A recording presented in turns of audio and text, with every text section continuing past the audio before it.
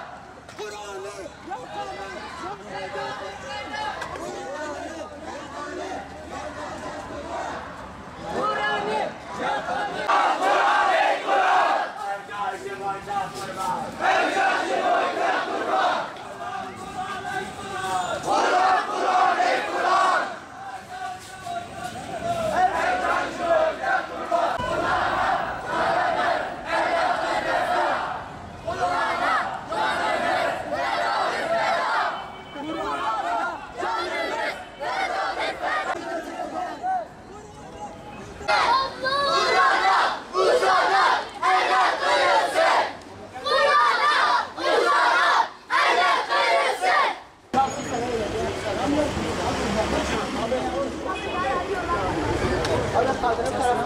Kaldırım tarafına yürü.